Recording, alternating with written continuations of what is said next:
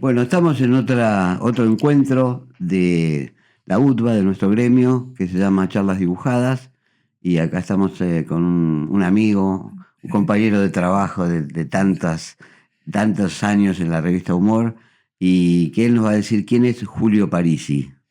Bueno, mira, Julio Parisi es un laburante de la gráfica de Ujú, toda la vida.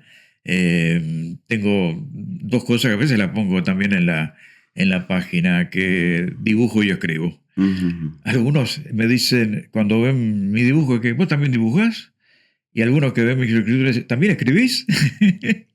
Porque tengo dos públicos, los dos amigos en diferentes lugares. Claro, claro, claro. Me ha pasado muchas veces eso. Vos arrancaste, digamos, a los 19 años, según bien tu currículum, No, antes, con antes, ¿no? Sí, a los sí. 16 ya O empecé. sea, que arrancaste con, te dedicabas más a la poesía, a la narrativa, Claro, sí, todo sí, eso, ¿no? sí, sí, Y sí, publicaste infinidad de libros, sí, sí. de publicaciones compartidas e individuales, ¿no es cierto? Exacto, sí, sí. Por ejemplo, poesía, empecé a publicar desde muy, muy pibe.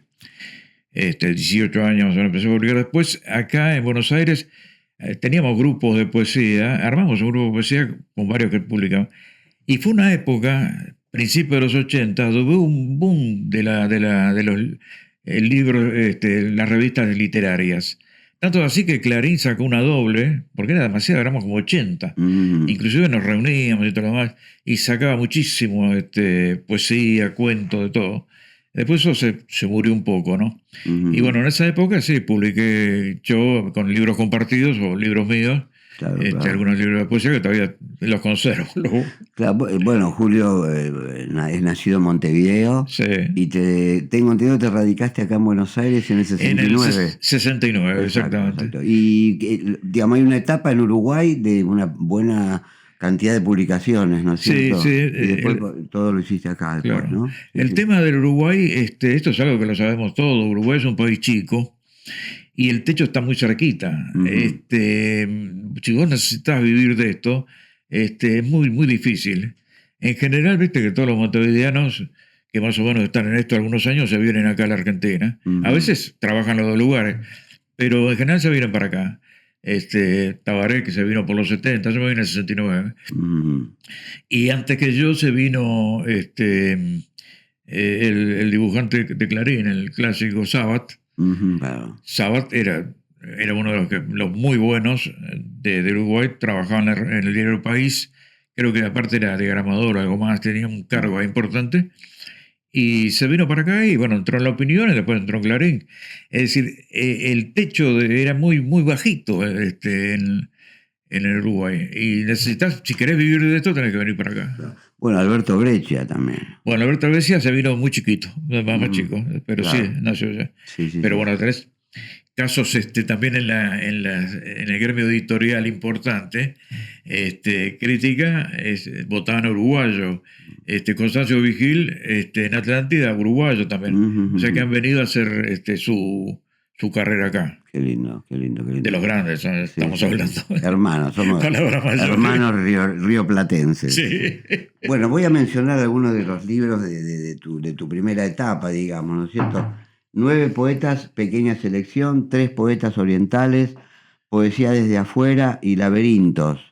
Y después como obra individual, Mi bota está sangrando, Los hombres comunes, Inmigraciones y otros libros. Sí, sí. Después, La muerte, sueño y otros cuentos, y algo para chicos, Caso Naga, el dios uruguayo. No, el dios rayo, Claro, perdón. sí, sí. De toda esa cantidad de publicaciones, Esa- ¿qué nos puedes decir?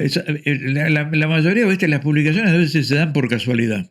Mm, Muchas cosas en mi vida se han dado por casualidad. El mm, hecho de que yo esté aquí fue una casualidad que se dio en 5 minutos. mm, Si en esos 5 minutos no hubiese pasado eso, yo estaría en Montevideo hasta el día de mm, hoy. Ya en un libro, que después te lo voy a mostrar, escribí muchas de las cosas que me pasaron. No mm. todas, porque sería una cantidad enorme. Y pongo ese detalle. El título se llama Una fragata argentina, y ahí está porque yo estoy acá hoy. ¿Y por qué? Contalo. Tremenda casualidad que, si yo creyera en algo superior, pensaría que fue alguien que hizo que yo me quedara acá. Pero no sé, uno nunca sabe esa cosa. Y bueno, las casualidades de algunos libros se han formado también por alguna casualidad de encontrarme con gente. Tres poetas orientales, somos dos que vivíamos acá y el tercero que era gerente de DPA, que es una agencia de noticias de Alemania importante, que era un uruguayo que lo conocí acá porque escribía poesía. Y tenía ese cargo súper importante. Manejaba las cuentas de toda América Latina, España y Portugal. DPA era una empresa muy, muy grande. Y bueno, escribía poesía, nos conectamos, entonces siempre me traía poesía, armamos cosas y hacíamos libros. Qué bueno. ¿Y quedó la poesía en ese... ¿Cómo? ¿Quedó ahí la poesía o seguís haciendo poesía? ¿Seguís escribiendo? Sí, ¿Seguís, no? No, siempre lo hice. Hay cosas que yo nunca publiqué. Por ejemplo, me gustan los sonetos, me gusta el alejandrino, ese tipo de poesía clásica, y la hago, pero la hago para mí. Claro, claro. ¿No? Queda ahí. A veces, de vez en cuando se me ocurre y en Facebook publico alguna cosita. Claro, claro. Bueno, pero es como un género dentro de la literatura, la poesía. Claro, sí. Bueno, después, es la Cenicienta, digamos, exacto, de la literatura. Exacto. Después, trabajos en letras, lo voy a leer porque es impresionante la cantidad de obras. Bueno, en el concurso Juan Rulfo, organizado por Radio Francia Internacional de París. Otra casualidad. Premios, ¿no? Recibió el premio, segundo premio llamado Casa de América por el cuento El Corazón sin Límites de Julián Carranza. Y en el Juan Rulfo 2007 fue primer finalista con el cuento Nunca se supo de qué vivía Benítez. Sí. Bueno. Fueron dos. La primera fue una casualidad, fue una cosa también fortuita. Después se me ocurrió, 4 años después, mandar el otro cuento. Ese Nunca se supo de qué vivía Benítez. Y un día recibo un llamado de uno de los jurados, que yo no lo conocía. Y me dice, me gustó mucho tu cuento, lo voy a proponer. Pero no ganó. No, al final me enteré que ganó un amigo de la casa. Y frente a un amigo de la casa no puedes hacer nada. Difícil. Sí. Y sí, obvio, claro. Y el otro, el primero, pues yo no sabía que existía ese concurso. Ese concurso lo armó Ramón Chao, un gallego antifranquista que se tuvo que ir a Francia. Y era un intelectual. Y entró en Radio Francia Internacional a trabajar esa parte y se le ocurrió hacer un concurso de autores latinoamericanos. A él no lo conoce mucha gente, pero al hijo sí, porque el hijo canta y se llama Manu. Manu Chao.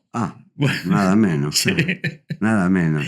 Y un día compartíamos un programa con un amigo y me trae, que lo bajó de internet, mira, hay un concurso, así. Yo no entendía nada de internet, no sabía bajar nada, ¿ves?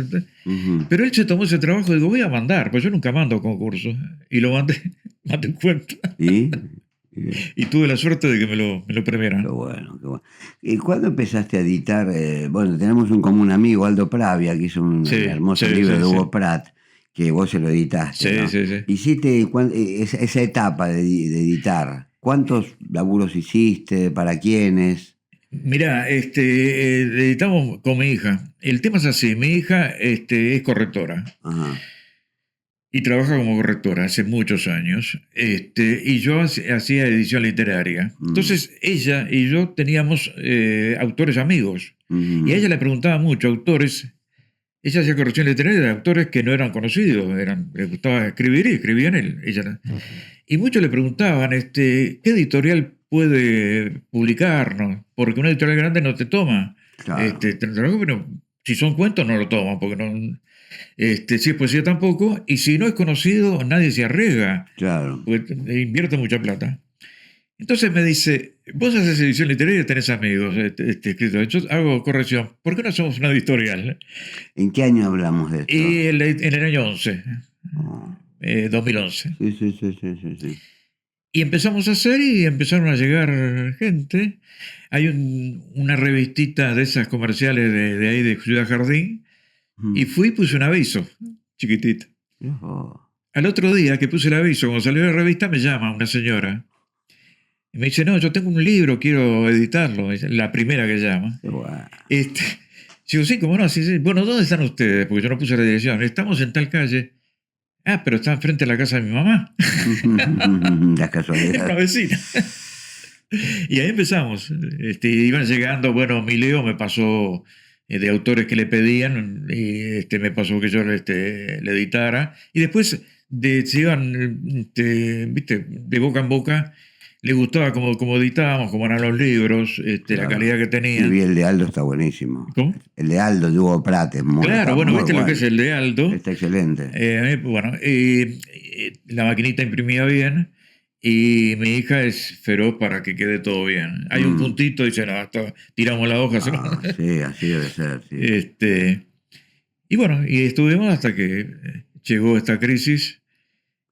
¿Cuántos autores editaste y a quiénes podés mencionar de los que más recuerdes? Entre 80, 100. Claro, esa cosa así. claro. ¿Cuánta ilusión Le edité tiene? mucho a Claudia Pano. Ajá. ¿O la conoces? No. La humorista. Claudia Pano. Sí, Hace stand-up. Sí. Y ahí escribe. Sí, Yo la sí. conocí como escritora. Sí. Pero bueno, autores, edité mucho también libros de economía, esas cosas, no son autores muy conocidos. Claro. Y después gente que son autores que han hecho un solo libro, psicólogos, médicos. ¿Cuánta ilusión hay detrás de un tipo que... La ilusión que hay detrás de un tipo Nobel que va a hacer su libro, Sí, cuánta ilusión que hay. Y todo lo que cree. Claro. Es impresionante porque se crea una fantasía. Claro. Primero dice, este libro es muy bueno. Sí, lo hice yo. Claro. Y a la gente le va a gustar. Y bueno, pero después resulta que ese libro no lo ve nadie. Claro. Yo lo pongo, y muchos creen que editan un libro y se lo van a poner en el escaparate, no sé, Jenny o Cúspide. Y no, ahí van los libros que se venden. Los libros que ya se han vendido. Ahora hay editoriales que venden espejitos de colores, algunas editoriales. Sí, totalmente. Que venden espejitos de colores, que vas a la feria, Sí. que vas a estar en las mejores librerías. La otra, sí. Y vas a la librería y no está. No está. Y el autor, viste, dice, ¿cómo? Me la vendieron. Mira, yo edité con el Ateneo, que es la gran editorial nacional, la que queda, sí. de las grandes, porque las demás son sucursales, ya la han comprado los españoles, los ingleses, los norteamericanos. Y tienen Jenny, o sea, el Ateneo y Jenny es la misma empresa.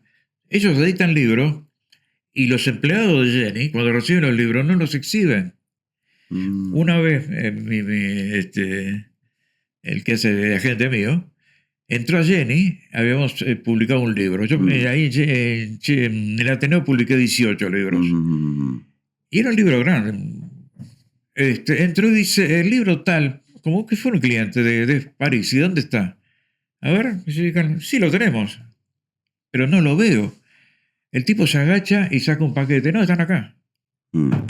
Tuvo suerte, porque a veces está en la computadora. Sí. Pídamelo y se lo traigo. Claro. Y muchos autores que dicen, mi libro que está acá. Sí, a ver, van al estante de arriba. Acá está. Claro, sí, mucha ilusión. Sí. Julio, bueno, hablemos de humor, del humor. ¿Cuándo entraste? Bueno, hiciste mucho en Uruguay, obviamente. ¿Cuándo entraste en la Urraca? En la Urraca entré, lo que pasa es que yo iba de... Esa es otra cosa también rarísima. Yo estaba con Blota. Blota estaba en Maipú el 400, más o menos. Sí. Si va por Maipú, combina con... Era pasando Córdoba, creo, yendo para... Claro, pasando Córdoba y no más. Pero, digamos, por la calle donde estaba, enfrente a lo que era la Galería del Este. Pegadito donde vivía Borges, más o menos. Sí. Yendo hacia abajo, llegás a Rivadavia y cambia de nombre. Creo que se llama Piedra la que sigue, ¿no? La continuación de Maipú es Chacabuco. ¿Maipú? Chacabuco no, Chacabuco la otra abajo. Claro, Maipú, las mnemotécnicas son dos batallas. Maipú, Chacabuco. Pero estaba en Maipú. Entonces, en la esquina de Humor, ¿cómo se llamaba? Piedras y Diagonal y Venezuela. y Venezuela. Bueno, yo un día salí y entré a caminar y me fui a humor, pero esas cosas, locura, digo, yo estaba bien ahí, publicamos en muchas revistas. Estaba Peña y Palomares. Sí, sí, Claro, sí, claro. sí, había mucho. Miguel Groscoin, Living, Guarnerio, Femia, había un montón. Y entré a caminar, llegué hasta Venezuela, doblé, subí, pues yo ya conocía a mucha gente de humor porque éramos amigos. Incluso yo llevé algunos ahí. Y voy creo que el tercer piso donde estaba Colazo. Sexo humor. Era el tercero, ¿no? Entonces Sí. llego al tercero, yo había hecho unos bocetitos, unos chistes de boceto. Hacíamos una alzada, en lápiz. Agarré y llego, no estaba Colazo. Bueno, le dejo estos dibujitos para que los vea. Y me voy al cuarto piso a charlar con Fabri y con los muchachos de arriba. Y estoy ahí arriba y de repente veo que Colazo, yo no lo conocía a Colazo, él no me conocía a mí, y viene corriendo, subiendo las escaleras con los papeles que yo le había dejado. ¿Dónde está París? Y yo no lo había firmado. Pero claro, uno es el mono que es identificable con todo. Qué historia linda. Y bueno, y a partir de ahí me quedé. Qué lindo, qué lindo, qué lindo, qué lindo. Bueno, ¿en qué año estamos hablando? ¿Cómo? ¿De qué año estamos hablando? 85 puede ser. Claro, claro. Bueno, ahí empezó toda una producción impresionante, Sí. que algunas derivaron en libros, ¿no? Sí, sí, sí, sí, sí. Bueno, ¿cómo fue la edición de libros de Más Calzones, obviamente, ¿no? Claro, lo de Más Calzones no fue una buena idea publicarlo, me parece, porque no se vendió mucho. Un día se le ocurrió a Andrés publicarlo y en ese tamaño, porque ese Más Calzones no estaba hecho para acá, estaba hecho para Italia. Y lo vendimos en España y lo vendimos en el Uruguay.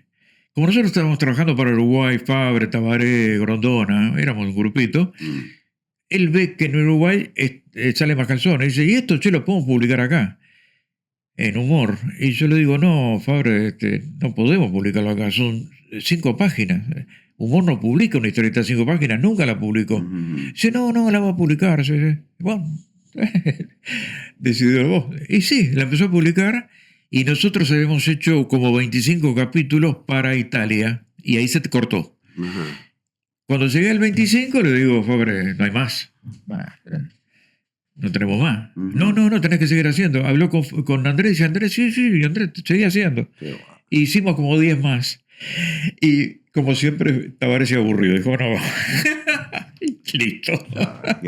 Estaba se aburre muy, muy rápido. Sí. Pero bueno, el gran Taba, una cosa impresionante. Era el Taba. Y bueno, ¿y qué más? Además de Más Calzones, muchas cosas más. Caricaturas. Bueno, hay caricaturas para ver acá. Sí. Bueno, cuando vayamos hablando de los temas, nos vas mostrando tu trabajo. ¿Cómo? Perdón. No, a medida que hablemos, nos vas mostrando tus trabajos, Claro, sí, las caricaturas. Yo, viste, en la parte de historietas yo hacía por un lado guiones solo y por otro lado hacía dibujos que me guionaban otro o yo hacía los guiones. Por ejemplo, Sacomano y Trillo me guionaban para Italia y yo a su vez guionaba a Tabaré para Italia. Y después los de Récord me pidieron guiones para todos los dibujantes de historietas serias, realistas de acá. Que nunca supe exactamente quiénes eran. Yo le entregaba el guión y después se lo daba a alguien. Sí. Algunos sí me enteré de Canelo, por ejemplo, Lito Fernández y algún otro. Yo me enteré que ellos hacían estas cosas. Pero como era para Italia, se mandaba el guión por un lado y se mandaban los globos en blanco porque allá los tanos le ponían el texto. Le ponían la tipografía de... Claro.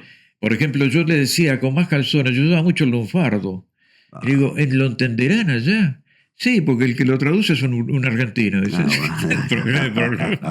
Mira casualidad. Y bueno, ¿y qué pasó después? ¿Cómo? ¿Qué pasó después? Y bueno, yo trabajé para Italia como 10 años. Después, ¿qué pasó? No sé. Después me llamaron a los pocos años de nuevo y trabajé un par de veces y no hice más nada. Como que En Italia se fue apagando el asunto de la historieta. No tenía el auge que tenía en otras épocas donde editaban y vendían muchísimo. Claro. En realidad se apagó, la historieta se apagó por todos lados. Sí, uno ve por ahí fascículos. En Europa se ven como libros del Claro. personaje, ¿no? Se han metido en ese libro del nicho. personaje. Bueno, El libro, la revista Libro. claro, O de novela, le dicen novela gráfica. Claro, sí, lo de Marvel, que Marvel. Claro, sí. Bueno, es otro mundo que yo no lo entiendo. Es impresionante. Y nunca lo voy a Y entender. ahí ¿no? está el libro de historieta, la novela gráfica está presente. Ahí sería así. Pero yo no entré nunca en eso. Bueno, has laburado, hiciste mucha caricatura en humor. Claro, en muchísima. realidad en humor me pedía más caricaturas que otra cosa. Por ahí hacías guiones de actualidad, o sea, ilustrabas guiones que producía Tomás Sanz, por ejemplo, ¿no? Sí. Y vos los dibujabas o dibujabas caricaturas o guionabas o chistes, de todo. Cuando yo hacía las dobles que aparecían con cosas, temas de actualidad, en general me daban el texto. Claro. O estaba, no sé, Tomás hacía textos. Sí, Tomás. Muñiz. Bueno, y otro más también hacía textos. Sí. Y yo en general, mi tendencia era hacer las caricaturas. Me parece que caricaturas, muchas me las daban a mí. Cuando había textos con caricaturas, me la daban a mí. Y en realidad tengo la idea de humor es que yo soy caricaturista. Me siento cómodo, no es que me esfuerce. Sí. ¿Tenés para mostrar algunos laburos? A ver, contanos. ¿Cuántas cosas? Todas viejas. Por ahí la gente... De acuerdo al personaje, uno sabe de la época que es. Bueno, acá estaba... ¿Qué personaje? Esto sería el año 80 y... 90, 90 y pico, monedas, 90 y pico, claro. perdón, 93, 94. Carlitos ahí con... Qué bueno. No sé por qué era un caballo rockero. No, además que laburo más allá de la caricatura pictórico. Vos sabés que... Muy buen laburo, ¿eh? Yo empecé trabajando con acuarela y después, como tenía que hacer muchos laburos, usaba tintas y lápiz acuarelable. Entonces yo lo hacía con lápiz y después le pasaba agua y quedaba como acuarela. Y me ganaba mucho tiempo, porque tenía que hacer muchas cosas. Nina decía que yo trabajaba al kilo. Por kilo. No, o sea, el lápiz acuarelable es maravilloso. Porque mirá lo que es esa camisa, el laburo de la prenda es laburo. Esta, por ejemplo, también está hecho con el mismo estilo. ¿Todo lápiz coloreable es esto? ¿Todo lápiz acuarelable es esto? Esto sí, todo lápiz acuarelable. También. ¡Wow! ¡Qué bueno! También. Era todo. Bueno, en general, la mayoría, porque yo trataba. Bueno, acá tenés a todos los directores de cine famosos de aquel momento. Bueno. Pero había que hacerlo. Hay algunos argentinos. Sí, claro. Sí. Qué bueno. Pero había que hacerlo rápido. ¿Esto fue para humor? Sí. Esto no sé. Se ve que estaba Jurassic Park y lo ha metido como. Bueno, acá está el taxi de Taxi Driver, bueno, de esas cosas. El Scorsese con las cejas. Y esto, bueno, a estos dos los dibujé muchísimo. Sobre todo Carlito nos dio de morfar a todo, Carlito, con las cosas que decía y que hacía. Pues sabés que, te cuento una, un día Tomás me dice, mira, tenemos que pensar una tapa que no sea Menem. Bueno, porque todas habían Carlitos. Una vez habían hecho 10 tapas seguidas y en las todas estaban Menem. Sí. Y uno de los que bancaba la revista se enojó y dice, no puede ser. Estaba obsesionado el Tano. Sí. Entonces yo le digo, lo que pasa es que nos compramos la imagen que nosotros le dimos a los lectores. Los lectores piensan que nosotros somos una revista política. Entonces compramos eso y hacemos tapas políticas. Pero si vos te fijas, antes de eso, la mayoría de las tapas eran costumbristas. La mayoría. Y ya no hacemos esas tapas. No agarramos gente de la farándula, como la agarraban antes. Hubo alguna etapa de farándula, pero la mayoría eran política. Pero eran política al final, y nosotros nos compramos esa imagen. Ese es el detalle. Nosotros pensamos que Humor era una revista política porque adentro había artículos políticos. Empezó a tomar un rol fundamental. Sí, no, tal vez, por supuesto. Realidad. Fíjate que eso sirvió para que mucha gente Era consumiera algo que no estaba en los medios. En el extranjero era una revista de culto porque se enteraban lo que pasaba por Humor. Claro, ese es otro detalle. Cómo saltaba la censura por medio de una revista que figuraba como una revista humorística netamente. Claro. Sí. Un poco la tradición argentina, porque Caras y Caretas o PBT eran claro. tremendamente políticas. Creo que retomó eso. Después de muchos años de revistas costumbristas, que eran buenas, Patrusú o Ricotipo, claro, sí. Eran geniales revistas, pero tomaban el costumbrismo. Yo creo que eso es más que nada por una cuestión de épocas. Porque el ricotipo nace cuando empieza el ascenso social de la gente. La gente empieza a vivir mejor, empieza a ganar más, y entonces entra en otra etapa que anteriormente no la tenía. Imagínate, por ejemplo, ponerle Martín Fierro agarra a una mujer que le gusta y que se gustan y se la lleva. No, después del 45 ibas al registro civil. Y eso traía como consecuencia de que del registro civil aparecía la suegra, aparecían los tíos, ¿viste? Se formaba otro panorama. Después iba a trabajar bien en un lugar y aparecía el jefe. Empiezan a aparecer un montón de personajes que generó. Claro, que empiezan a aparecer con el ascenso social de la gente. Motín a bordo era una historieta de la oficina. Claro, la de claro. El Fierro. Claro. El Don Fierro. Todas esas, ¿viste? Sí. ¿Y qué pasa? Eso se termina. Después viene la crisis. Es decir, un poco como decir la imagen de bienestar que tenía la gente era ese. Pero cuando eso se termina, empiezan las crisis económica, devaluación y todo lo demás, el sueño de la gente es el cambio por otro lado. Entonces, no, tengo que cambiar políticamente. Y empieza el humor político en la década de los 60, que lo retoma Humor. Por eso tiene tanta fuerza, porque también pasa a ser una utopía de la gente. El cambio tiene que ser político, tengo que cambiar, pues, entonces vamos a ser felices de nuevo. Como antes éramos felices ganando más, o estudiando, o ganando un mejor puesto de laburo. Después eso se termina y después aparecerá otro, qué sé yo, la utopía es el sexo.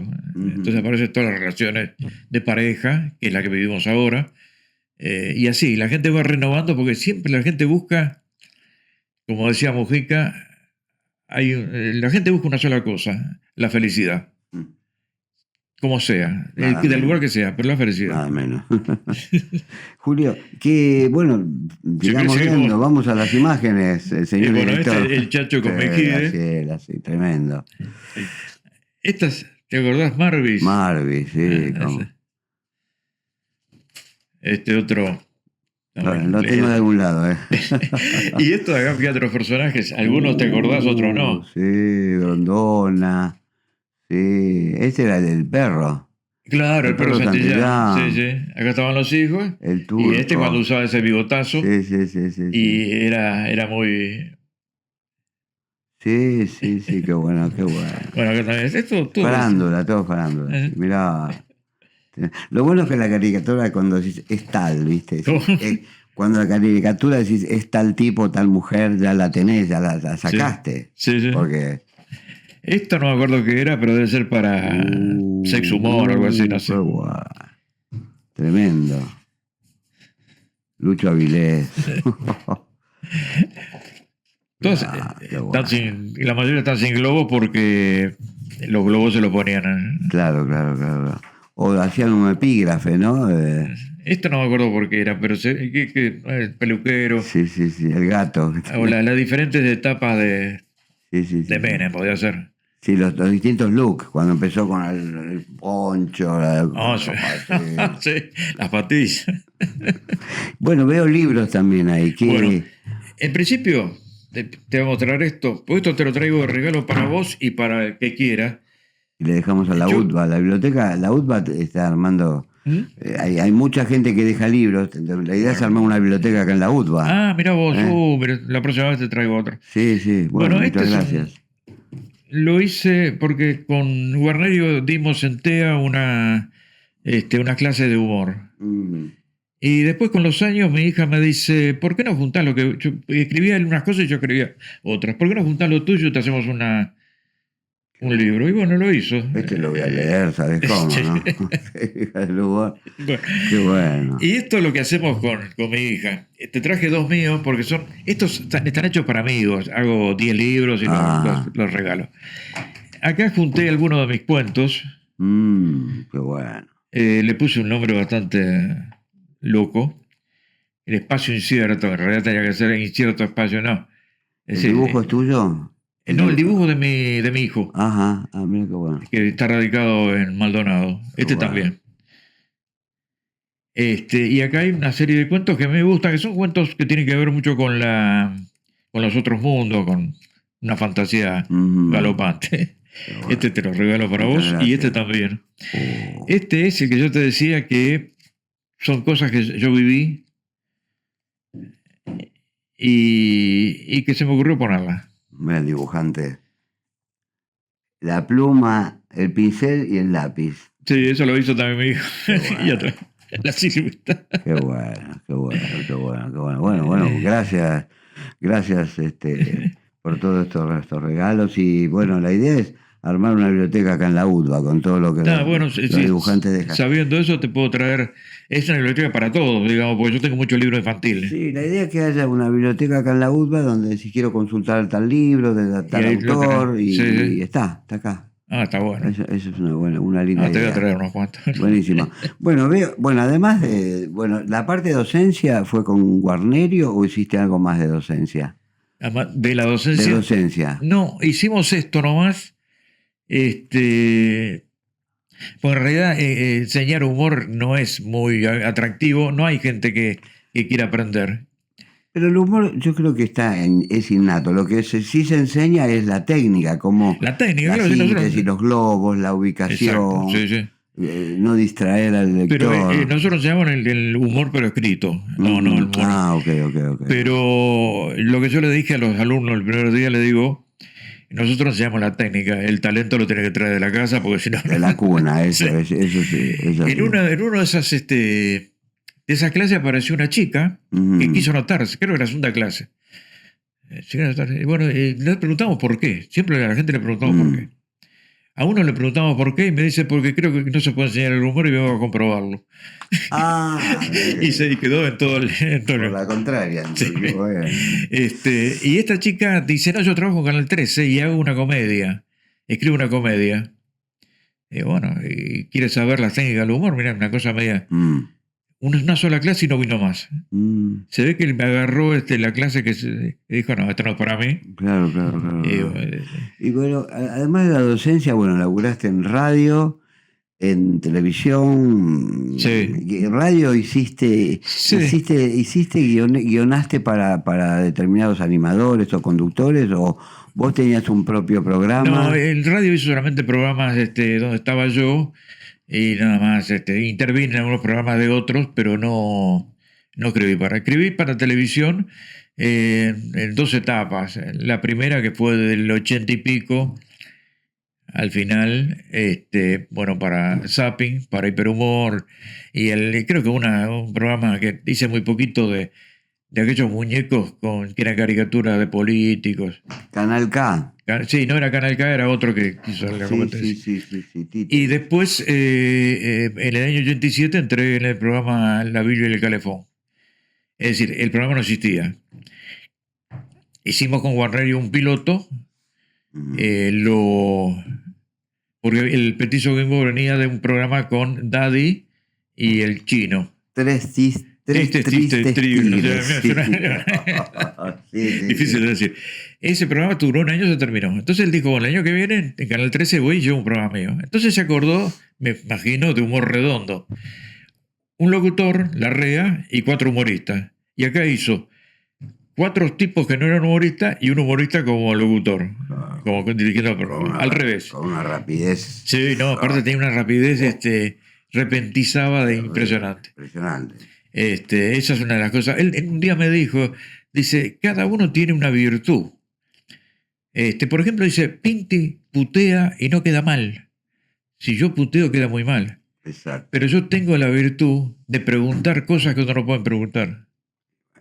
Que se le ocurre, repentiza. La clásica, ¿cuándo fue tu primera vez? Esa es la historia. Sí. Bueno, y con él estuve 4 años. Bueno, él presentó el programa de Canal 13 y le dijeron, no, ya está cerrado.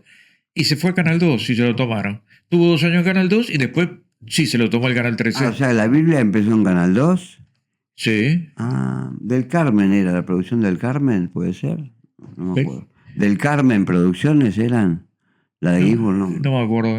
Sí, porque además tenía cada personaje en el panel. Un día hizo una con Sabina, Maradona, Charlie y Graciela Alfano. Por Dios. Sí, me acuerdo. Que después se fueron a la casa a cenar. Sí, echaba chispa ese programa, Echaba chispa. Graciela Alfano, El Diego Sabina, Maradona y Charlie. Y Charlie. Charlie creo que no fue. Charlie es el único que se fue. Me parece que fue Charlie. No, no fue a la casa del no petiso. Fue. Sí. Los otros sí fueron. Sí, lo vi el programa, Sí, ¿Y cómo es el laburo de guionista para un caso así? ¿Que tirás los temas o le escribís a Ginsburg los remates? ¿Cómo es? No, mira, el tema es así. ¿No? Hay uno que conoce el tema, que es Ginsburg, y los otros no saben. Van a hablar, conocen el título del tema, pero no dicen lo que se les ocurre. Y Ginsburg lo tiene que ir siguiendo. Para donde vaya, si disparan para acá, tiene que ir para ahí. Sí. Entonces, en el caso mío, yo le hacía una batería de 15 one line, chistes de una línea, que se pueden decir. Guarnerio hacía otro tanto. Y le entregamos, que eran 4 bloques, le entregamos 160 one line. 120 one line. Era un montón. Y él podía elegir de esas 15 por cada tema lo que podía entrar. Y lo que no quedaba, se perdía. Pero bueno, era una base que él tenía. Tenía un escritorio al costado y ahí tenía los papeles, disimuladamente. Y él, aparte de una rapidez. Yo tengo una anécdota una vez. Por aparte, cuando uno hace esas cosas, podés hacer un chiste maravilloso y nadie se ríe. Podés hacer un chiste simple y se ríe todo el mundo. Estaban hablando de no sé qué era con los invitados y al petizo, creo que era un tema de la fealdad o algo así. Y al petizo se le ocurre decir algo que yo le había escrito sobre una chica que tenía un programa, Te Escucho, algo así, ¿cómo se llamaba? Luisa Delfino. Delfino, eso. Bueno, sí. El kit del asunto es que Luisa Delfino es fea, digamos. No es fea, pero esa es la idea. Entonces hace un chiste de la fealdad con Luisa Delfino.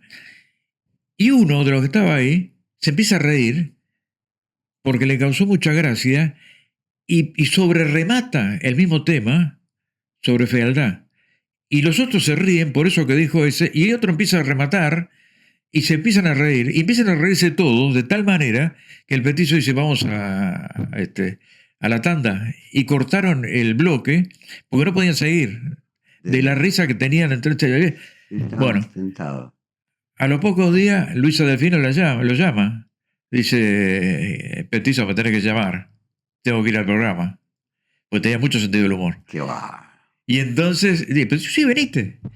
Y se le aparece una bolsa de esas de supermercado marrones, Luisa, en la cabeza. No. Espectacular. ¿Y el petizo qué dijo? Sí. Le siguió la joda, obviamente. Sí, me imagino. Qué capo, qué talento, qué talentazo. Bueno, esas son cosas. Bueno, tenemos el capítulo de oro, que son los que llamamos con tanto cariño los uruguayos. Toda esa, que empezó en Telecataplura en los años 60. Claro, no sé si en los 60 empezó. Empezó en el Canal 12 y los guiones se los hacían los hermanos Sheck, que eran los dueños del canal, los dueños del diario y los dueños de la radio. ¿Eran los lobisones? ¿Los qué? ¿Los lobisones? Los lobisones firmaban los lobisones. Eran Daniel y el otro, no me acuerdo, Sheck, que eran los hijos del dueño. Y que habían sacado, con todos estos humoristas gráficos una página que sacaban en el diario, ese diario grande, que se llamaba la página del lunes. Porque el lunes es el día más áspero de la semana, entonces había que alegrar. Andaba tan bien esa página que sacaron una revista, la revista Lunes, que ahí empezó Fabre, siendo un jovencito de 16 años. Yo era fanático de esa revista, la compraba toda. Y bueno, y de esa revista surgió un elenco para hacer Telecataplón. Berugo no estaba en esa época todavía, pero estaba Redondo, estaba Almada, estaba... D'Angelo estaba, sí, D'Angelo... D'Angelo trabaja en los medios, trabaja, ya falleció. Desde que era chiquito, tenía 8 años, imitaba a Sandrini. Viste que uno de sus personajes es Sandrini. Y bueno, y tuvo tanto eso que se vinieron para acá, para Argentina, a actuar. Y hubo algún lío entre ellos y los dueños del programa, que los muchachos, la mayoría se separó. Y se quedaron en la Argentina y hicieron Jaguarana, y ahí siguieron. Y los Lobisones armaron otro equipo y siguió en el Uruguay, no sé, 20 años, 30. ¿Quién quedó? Porque yo recuerdo que quedó un bloque, Spalter, D'Angelo, todos. Sí. Y Otto quedó en Uruguay. No, en Uruguay armaron un equipo que no era de toda gente de actores que no eran estos. Sí. Acá el único, Peña, un gordito pero que acá hizo muchas películas. Se me fue el nombre. Que fue el único que se quedó con ellos, con los Lobisones. Y todo lo demás, Jenny Trailes, Berugo, la esposa, Gabriela Acher. Gabriela ¿Era la esposa Acher. de Berugo, era? ¿Era la esposa de Berugo? Gabriela? Sí, los hijos de Berugo son de ella. Uno que es cantante. Estos se quedaron todos acá. También, Soto también trabajó para Sofoid, es un genio. Soto era un ex cantante de jazz de los años 30. Ese look de un viejo. Sí. Un viejo oligarca venido a menos. Sí, ese personaje estaba distinguido, así, pero ya. Sí. No tenía ni para comer. Sí. Le sacaban todo el criado. Sí, qué bueno que no tenía muerto de hambre. Noches cultas, que se quemaba con la vela. Sí. Empezó él con Noches cultas. Él empezó eso. Claro, después, cuando él falleció, lo siguió Redondo. Claro. Noches, veladas cultas. Todo lo que han dejado esos tipos. Bueno, y Jenny.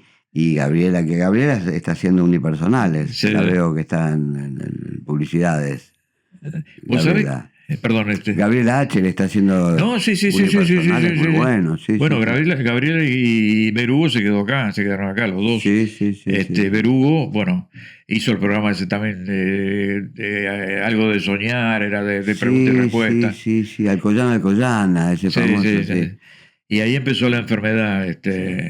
Decía, ¿cómo se tomaba lo que es el humor, ¿no? Porque en un momento le decían, Berugo, ¿y vos cómo te manejás con el Parkinson? Sí. Porque para poner el azúcar a los churros es buenísimo. Buenísimo. Y el tipo tomaba su tema con humor. Había un grupo de humoristas uruguayos que seguían un poco la tradición de Telecataplum, se vestían de etiqueta, y eran muy amigos de Berugo. Y cuando vinieron acá a actuar en algunos teatros, viste que se hacen esas tournées en diferentes teatros del conurbano, lo llamaron a Berugo para que actuara con ellos. Y ya Berugo ni siquiera podía vestir, se lo tenía que vestir, todo, ya estaba muy mal. Pero bueno, ellos trataban, digamos, como un homenaje a alguien que había sido tan importante para ellos, lo tenían. Me decía Fabre que era el mejor banjista del Uruguay, tocando el banjo. Sí, bueno, era un genio. Me acuerdo, él entró de músico en Telecataplum y después hizo humorista. Sí. Y me acuerdo una vez Bracamonte me dice, estamos charlando sobre qué tema, dice, mirá, ayer vi a Berugo, ¿qué se cree? Él es humorista, dice, se puso a tocar la guitarra. Yo digo, no, él es guitarrista. Era un capo total, claro. Sí.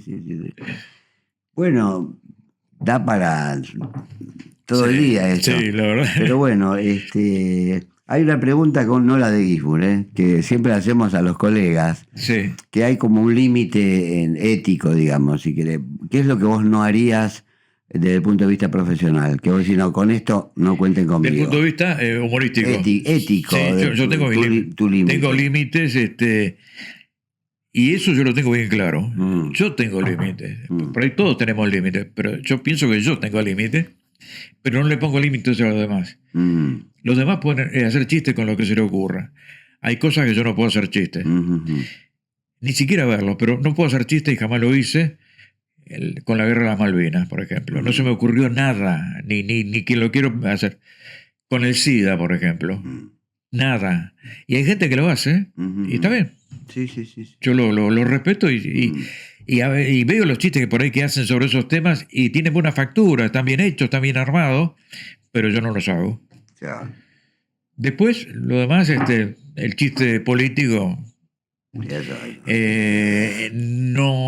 me tiento mucho con la intimidad, aquella que no sale afuera, Sí, porque hay políticos que muestran su intimidad, entonces vos podés, ellos te dan permiso para hacerlo. Sí, sin duda. Pero otros que mantienen su intimidad reservada...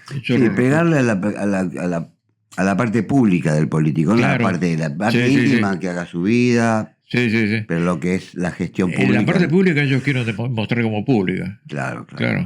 Aquello que visualizan en los medios. Claro. Pero bueno, sí, todos tenemos límites y me parece bien que sea así. Claro.